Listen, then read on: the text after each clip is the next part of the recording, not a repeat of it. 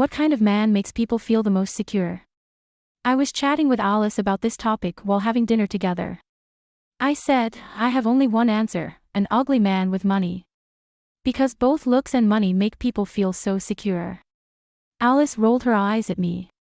She said that it took her many years to figure out this question. Alice is a girl I met during an interview. She studies painting and has a round face just like mine. She has a childhood friend who lives next door to her, and his face is even rounder than hers, so she calls him Fatty directly. Alice doesn't like Fatty very much because he is not an easygoing person. When a classmate asked to borrow a comic book from Fatty, he refused. Even when he got an offer from Yale University for college, he turned it down because he thought the computer science program at Stanford was better, so he went to Stanford instead. Alice thought Fatty was really a strange guy. Alice went to college and fell in love with the president of the student union, who has two big dimples when he smiles, very warm and sunny. Alice confessed to Dimpled Boy, and they got together. Then Alice realized that Dimpled Boy was indeed very sunny, but in a way that was too much. Dimpled Boy took another girl to the dormitory on his bicycle, and when Alice questioned him, he said it was because the girl had hurt her foot while playing basketball and needed a ride.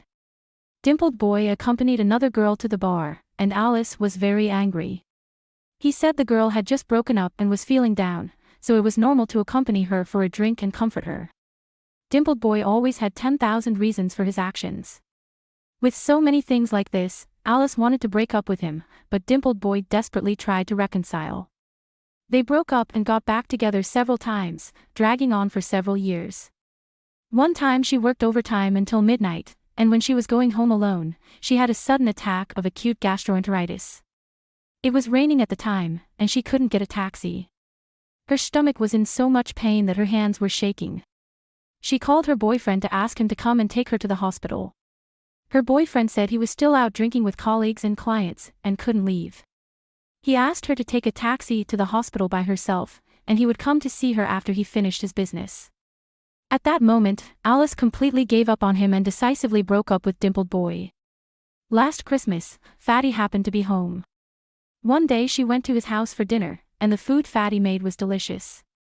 After dinner, Fatty casually asked her, "Why haven't you found a boyfriend yet?" She said, "I can't find the right one." Fatty said, "Do you think I'm suitable?"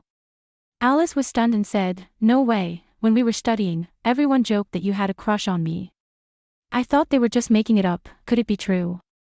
Fatty said, "Yes." Fatty said, "I was planning to confess to you after I got into college, but then you got into a relationship as soon as you entered college, and it's been 5 years since then." Alice slowly realized that Fatty was good for her. One time they were on the subway together, and a pretty girl stepped on Alice's foot and gave her a dirty look. Alice felt a little aggrieved and was about to say something. But Fatty had already spoken, staring at the pretty girl and sternly said, "You better apologize to my girlfriend." At that moment, Alice really felt Fatty's strong presence. Although the pretty girl was not happy, she had to apologize. Actually, this was just a small matter, but Alice said, watching her boyfriend stand up to protect herself, she was really touched. In May last year, Alice received a call. Her father had broken his leg while traveling in Europe, and it was serious. He needed surgery in the local hospital and would probably have to stay in the hospital for a long time. She told Fatty, "My mom has always been in poor health, and she can't handle such a big thing. I'm going to book a ticket to Europe right away to take care of my dad. We'll be separated for a long time." Fatty said, "Who said we have to be separated? I'm going with you." Alice said, "Isn't it difficult for your company to take leave?" Fatty said, "It's okay, I can resign." Alice couldn't understand, "Your company is so great, it's a pity for you to resign." Fatty said, "No matter how great the company is, it's not as important as you. It's about time, stop talking nonsense, I'm going to book a ticket now, pack your bags quickly." At that moment, Alice really wanted to spend her life with him. As they spent more time together, Alice gradually realized that Fatty is the kind of person who knows very well what he wants and what he doesn't want. For example, when Fatty was on a business trip with a few colleagues, the other men went out drinking, but he went back to the hotel to video chat with Alice directly. Alice mentioned this, and I asked if it was a nude chat. She scolded me. For example, Fatty keeps his distance from other female colleagues.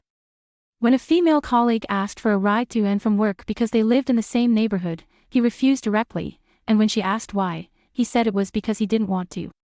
Alice said she felt he had low emotional intelligence, yet she also expressed that she really liked him. In fact, the biggest difference between people lies in their values.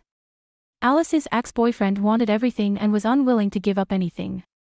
He wanted to please others, whether classmates, colleagues, or clients, and also enjoyed being ambiguous with other girls, but he was unwilling to break up with Alice. This is a sign of extreme immaturity in a man. Such a man does not give people a sense of security because he does not have clear boundaries in dealing with things and people. In Fatty's eyes, the world is clearly divided into two parts, what he likes and what has nothing to do with him, without any gray areas. He never cares about what others think, nor does he try to please anyone. For things he doesn't want, he decisively discards them and refuses them. Evaluating a person's value should not only be based on what he gains, but also on what he dares to give up.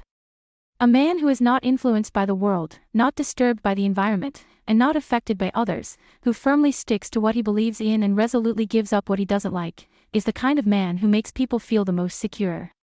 In simple terms, a man who knows how to give up and refuse is the one who makes people feel the most secure.